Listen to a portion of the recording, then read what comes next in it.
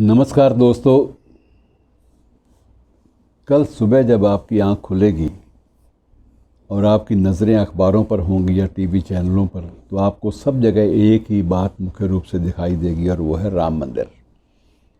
कल 5 तारीख से इस भव्य मंदिर का निर्माण कार्य शुरू होने जा रहा है। ये कब तक चलेगा अभी कुछ तय नहीं है। इसका स्वरूप जो है वो कई अलग अलग शक्लों में, कई अलग अलग नक्शों में, अलग अलग ढंग से प्रस्तुत किया गया है और समग्र रूप से ये लगता है कि ये अंतिम क्षण तक इसमें बदलाव भी आएंगे, इसमें नई एडिशंस भी होंगी, नई अल्ट्रेशंस होंगी। लेकिन इनके बावजूद वास्तुकला का या अन्य जो भी जुड़ी हुई, अध्यात्म से जुड़ी हुई जो भी निर्माण संबंधी जो औपचारिकताएं हैं, उनकी दृष्टि से हर मापदंड का पूरा ध्यान रखा जा रहा है। इस बात का भी प्रयास हो रहा है कि इस निर्माण के काम में कोई विवाद न खड़ा हो। विवाद बहुत हो चुका मित्रों, और इस विवाद में हज़ारों लोगों की जानें गई हैं, कड़वाहटें भी बहुत बड़ी। बीच में ऐसा वक्त भी आया जबकि एक स्थान पर अगर कोई विवादास्पद इमारत तोड़ी गई तो उसकी प्रतिक्रिया स्वरूप पड़ोसी देश में, पाकिस्तान में बहुत सारे मंदिर जो है वो तोड़ दिए गए और अन्य स्थानों पर भी दंगे हुए और दंगों में मरने वालों की संख्या हज़ारों का आंकड़ा पार कर गई। वो भी एक तरह का, मैं समझता हूँ कि एक मानसिक कोरोना था जिसने उस वक्त मुल्क को ग्रस लिया था और वो दिन बीत चुके हैं। उन कथा कहानियों को दोहराने का या याद करने का कोई लाभ नहीं मित्रों। मैं आपको सिस्टम से गिनाऊं कि कब ये मुकदमा शुरू हुआ था, कैसे कैसे चला, ये सब कुछ आप मीडिया में देख चुके हैं, निरंतर आप इस बात के गवाह हैं। कुछ एक तथ्य हैं जो आपस में बांट लेते हैं। मसलन अयोध्या का नाम, पुराना नाम अयोध्या नहीं था, साकेत था, और साकेत से अयोध्या ये गुप्तकालीन राजाओं ने, जिनमें स्कंदगुप्त का शायद नाम आता है या एक और राजा थे उनका कुमार गुप्त, इन दोनों में से किसी एक गुप्त काल के एक सम्राट ने साकेत से नाम बदलकर अयोध्या किया था।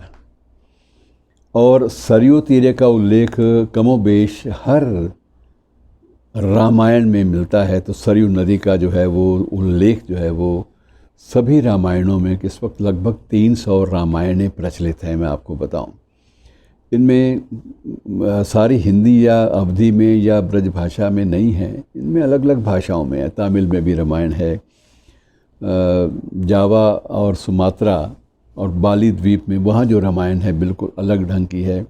नेपाल में रामायण का स्वरूप और है।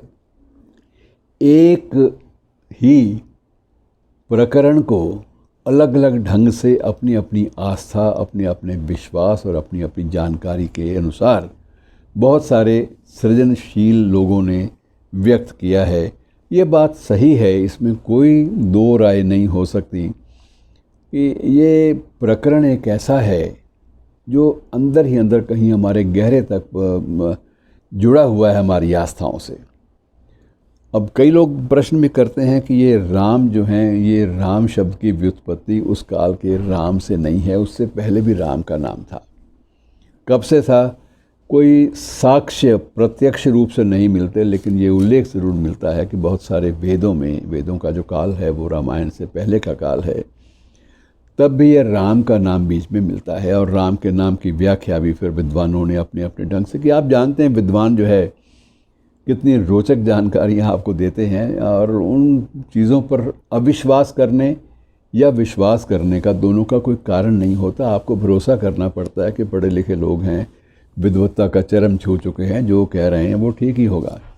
और सबसे बड़ी बात यह है कि कुछ एक चीज़ों को विवाद का मुद्दा बनाया नहीं जाना चाहिए। मित्रों, ये कब तक नफ़रत का खेल हम खेलेंगे? ये घृणा की जो एक प्रकार से जो हमने अलग से एक नदी बहा रखी है, इसको कहीं ना कहीं इसको बांध लगाना पड़ेगा। इनसे ज़िंदगी आगे विकसित नहीं हो पाती, इससे मानवीय सभ्यता का जो विकास है वो भी अवरुद्ध होता है। अच्छा किया सरकार ने कि इस वक्त पर, इस समय जबकि कोरोना का दुष्प्रभाव देश भर में व्याप्त है और उस वक्त जो पहली सूची बनी है जिसमें केवल 150 नाम हैं, उस सूची में 2 मुस्लिम नेताओं को प्रमुख स्थान दिया गया है, उनको बुलाया गया, उनको निमंत्रण दिया गया है। ये अच्छी बात है, ये सद्भाव की ओर एक प्रयास है। और दूसरी बात ये भी घोषणा ट्रस्ट की ओर से भी की गई है कि अगर उसमें कोई मुस्लिम सूफ़ी फ़कीर या मुस्लिम कोई धनाढ्य अगर मंदिर के निर्माण में कुछ सहायता भी देता है तो हम उससे इनकार नहीं करेंगे। पहले ये भावना थी कि उनका तो दिया हुआ जो है वो हमें फलेगा ही नहीं, हम नहीं लेंगे, लेकिन अब वो चीज़ें धीरे धीरे डाइल्यूट हो रही हैं, धीरे धीरे वो चीज़ें फेड हो रही हैं। बहरहाल एक और जानकारी आपकी थोड़ा सा एडिशंस करने के लिए, आपसे बांटने के लिए, कि राम जो थे वो विष्णु के 7वें अवतार माने जाते हैं। और इनके जन्म के बारे में भी अब अलग अलग स्थानों से फतवे जारी होने शुरू हो गए हैं कि जन्म इसका, कुछ लोग कहते हैं कि नेपाल में हुआ था, कुछ लोग पटियाला के समीप कहते हैं कि इनकी श्रद्धेय माता जी कौशल्या माता पटियाला के समीप कोई स्थान है तो वहाँ पर गांव है, वो उनका मायका था, तो पहली संतति के लिए वो अपने मायके में आई थी, तो उनका जन्म वहाँ पर हुआ। इसी तरह से कुछ लोग अफ़गानिस्तान भी जन्म स्थान ढूंढने के लिए चले जाते हैं। तो बहुत सारी बातें हैं, आस्थाएं हैं, लेकिन एक जिन चीज़ों का प्रमाण नहीं होता, स्पष्ट साक्ष्य नहीं होता, वहाँ जो एक सर्वसहमति है, आम सहमति के आधार पर निर्णय लिया जाता है। और आम सहमति यही है, ज़्यादातर विद्वान इस बात पे सहमत हैं, ज़्यादातर साक्ष्य भी इस बात की गवाही देते हैं कि अयोध्या ही राम का जन्म स्थान था और वही स्थल जहाँ अब ये राम मंदिर का निर्माण हो रहा है। और इसके निर्माण में मित्रों बहुत सारी दिलचस्प बातें सामने आ रही हैं। मसलन एक हैदराबाद के ज्वेलर हैं के श्रीनिवास, उन्होंने श्रीमान जी ने 1 किलो सोना और 5 किलो चांदी जो है वो ईंटों के लिए दी है, दान में दी है।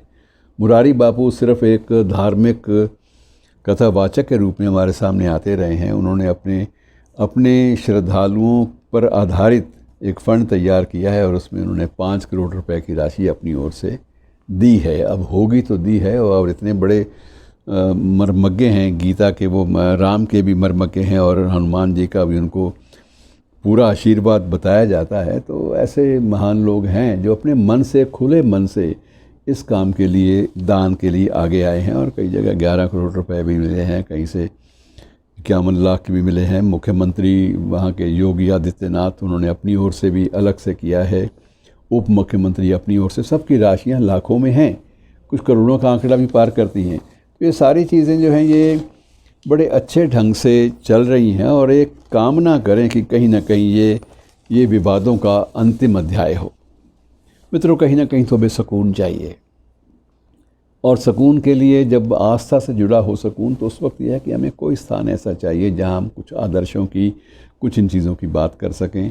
कामना कीजिए कि कल का दिन पूरे देश के लिए शुभ हो और राम मंदिर का जो भूमि पूजन है ये देश में एक नए प्रकार की सांझी संस्कृति का अभ्युदय दिवस सिद्ध हो, इस बात की कामना ज़रूर कीजिए। और मैं भी, आप भी, सब लोग मिलके राम से भी कामना करेंगे, हनुमान जी से भी कामना करेंगे कि हमारे देश में सौहार्द का माहौल हमें बख्शो। उसके बिना हमारा दम घुटता है, हमारा विकास रुका हुआ है। प्रणाम गुरु।